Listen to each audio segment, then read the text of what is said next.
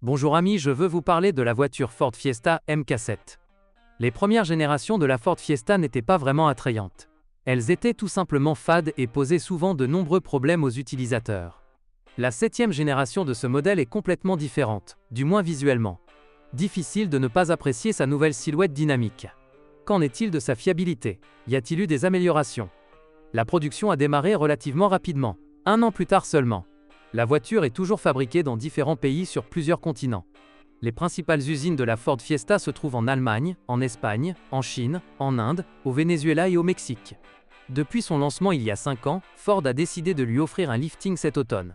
Le design du nouveau modèle ressemble fortement à celui de la nouvelle Mondeo Fusion, comme en témoigne sa nouvelle calandre chromée. Vous ne pourrez certainement pas acheter une Ford Fiesta d'occasion équipée de l'un des moteurs EcoBoost. Ces moteurs ne sont disponibles que sur les modèles restylés et ne sont pas disponibles sur tous les marchés. Ceux qui recherchent un moteur essence fiable et économe en carburant devraient envisager les moteurs 1,25 et 1,4 litres, excluant la version de base de 60 chevaux en raison de son comportement dynamique médiocre. En revanche, le 1,6 TI VCT, dont le système de distribution à calage variable est sujet aux pannes, est déconseillé.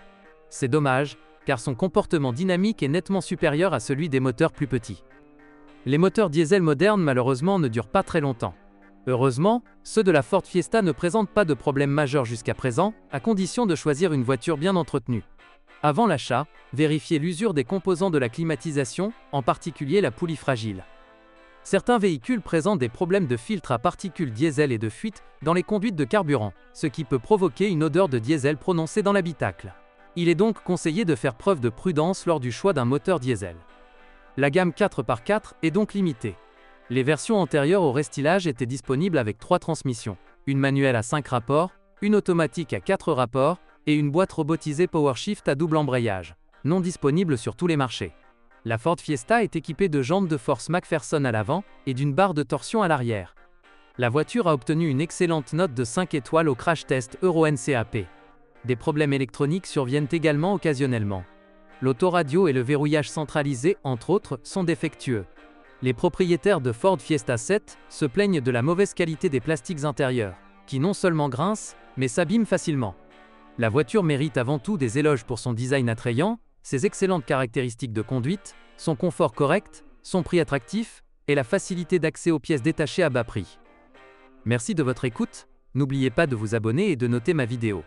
Si vous connaissez des problèmes avec cette voiture que je n'ai pas mentionné, n'hésitez pas à les partager dans les commentaires.